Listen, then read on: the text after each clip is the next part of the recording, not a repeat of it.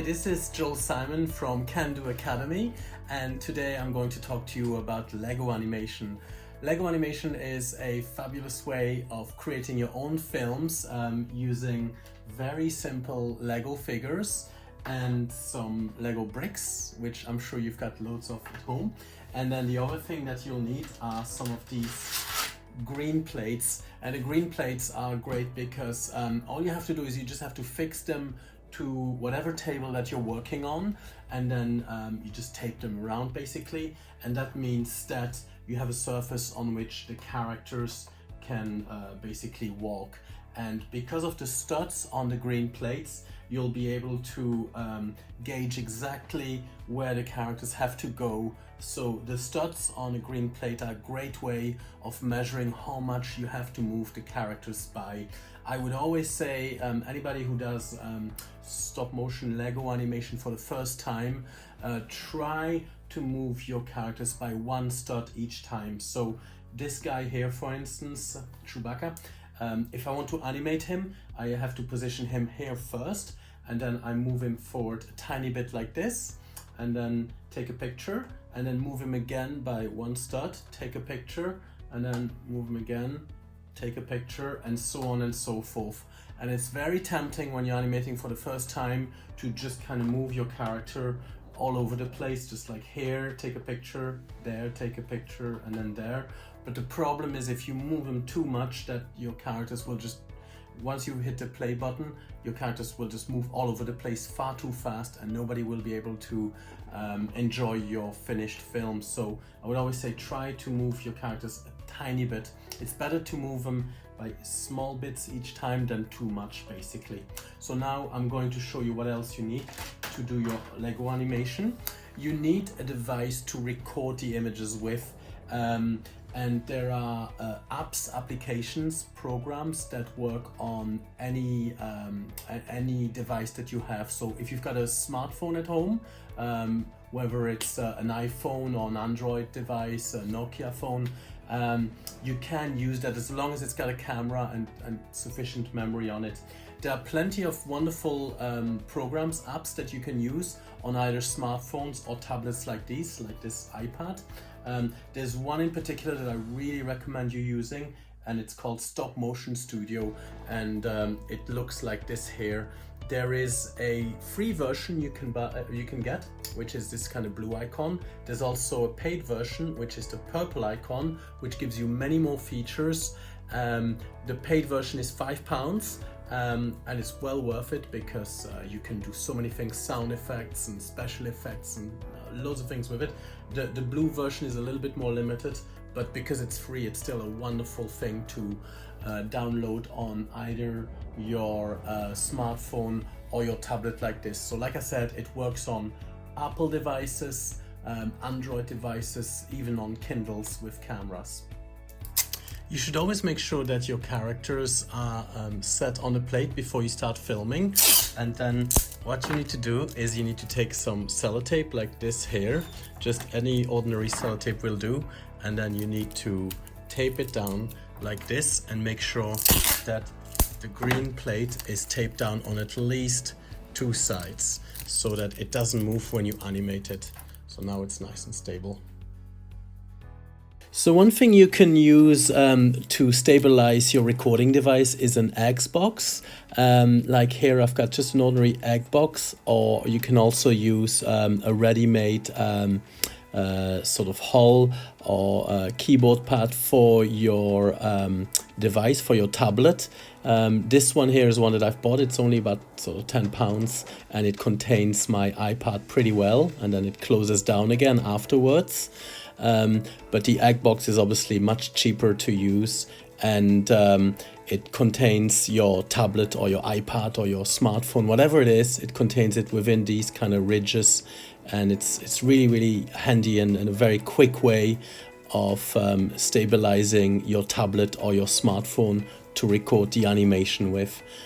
So that's one of the things that I would recommend using. You can also make your own stand from Lego bricks. So all you need really is like a Lego plate, and the Lego plate has got some Lego bricks on it. You can see the bricks on this side. I've created like a little wall, a small wall at the front and then a larger wall at the back, and in between those I sandwich my my tablet or whatever device you have. You can sandwich it in between and that sort of stabilizes it. So here's a quick demonstration of how I've created this stand made just from Lego bricks. So you can see now it contains it. And then the next stage, once you've got your stand for your recording device, is to stabilize it. So just like the green plate, it's very important that you make sure that your whatever you record with is not going to move, so it's got to stay on the table. So I've just used some ordinary sellotape here, and I've stabilized everything with the sellotape. Like I was saying before, you can use Stop Motion Studio, the app, which comes either free or costs £5. Once you install it on your device, you press the plus button. Once you open it up, you press the plus button, and then you can see it activates the camera on your device, and the camera sees whatever is in front of your tablet or smartphone. You press on the image to secure it, to make it stable, and then the red button is used to record an image. So every time you press this red button, it then takes an image.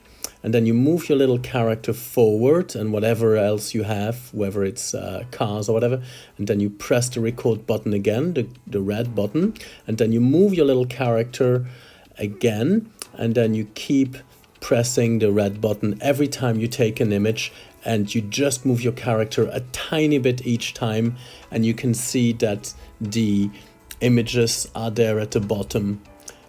You can also, if you want to, delete the image if you want to by pressing the delete button if you don't like the image.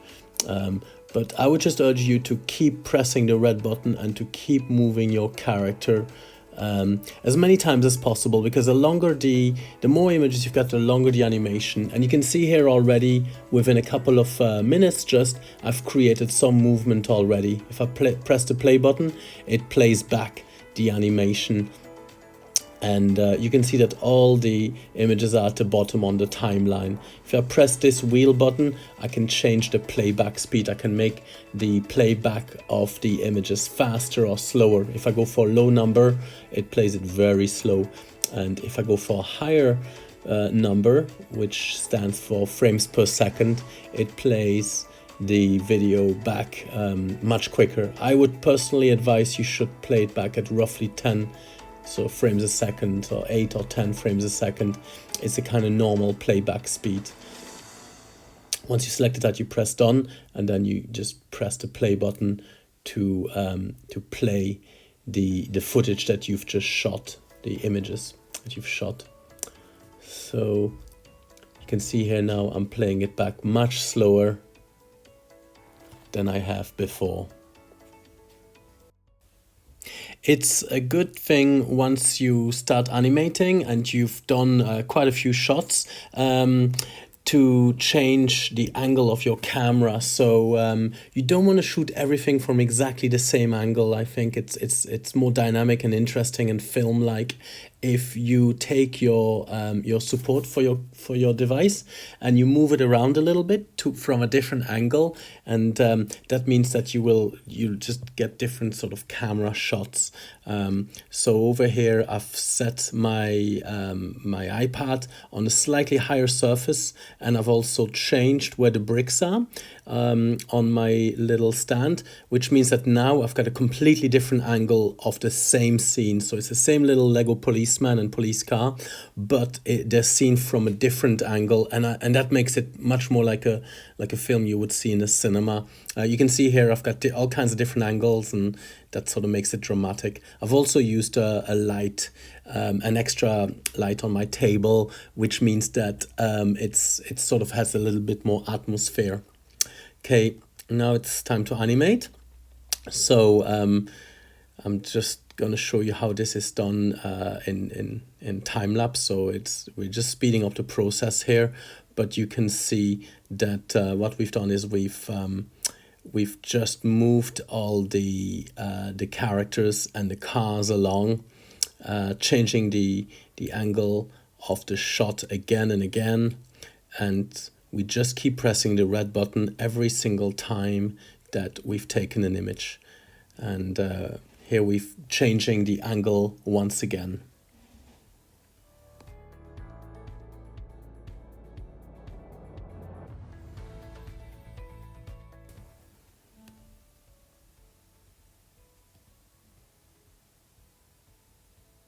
So now I'm showing you how we can also create a high angle shot that you sometimes see in some movies, something that it seems like it's seen by a bird or something. So you can actually put your device on a surface and just position it downwards, and that also looks quite dramatic sometimes. It's a nice little effect to see things right from above like that. So because your smartphones and your tablets are sort of flat, you can just set them on a surface. And then if you press on an image, and if you press on this thing that says edit, and then you press the plus button on it, then you can also add drawings. So you can add the drawing icon. So you can also erase the drawing that you've done. You can press on the color, and then you can select the thickness of your brush over here. So it tells you exactly how thick the brush is with which you're going to draw on, and you can also change the color. So it doesn't have to be yellow, you can do blue or red or anything you like, and then you press down. I'm going for like an orange, and then I'm drawing just with my hand. I can draw on the image, and then I press the triangle at the top left corner, and then I do that on the next image as well. So I go to edit plus add drawing, and I keep drawing on the image with my finger. You can also use a stylus, and I touch the thing at the top left corner. So edit plus add drawing, and then I draw on the actual image like that. You can draw anything you like. You can draw symbols or words or thought bubbles, anything you want. So edit, and then the plus button, and then I keep changing the drawing slightly every single time, and I go back to the top left corner. So that's a nice way to do little effects. This feature works only on the paid version of the app if you've installed that. I think it's not really available for the free version, but it's just something to bear in mind if you want to do more complex effect. And then you can see, once you play all these images back, then you can actually see how the drawings change when you play the images back. So it's quite an interesting thing to do.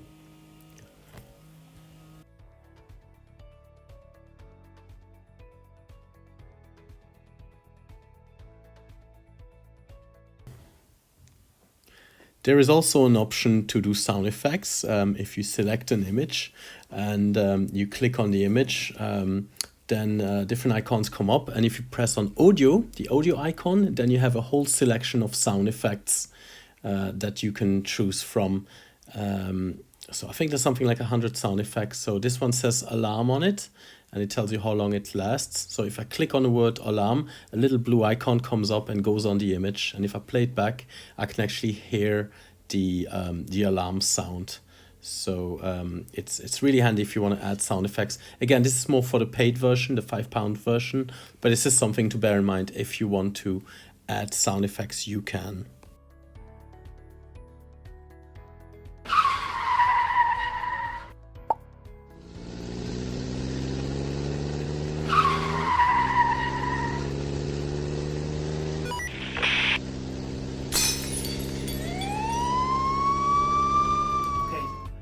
So I hope you enjoyed this little workshop, this introduction to the fabulous world of Lego animation, and I hope you can join us for the next online workshop.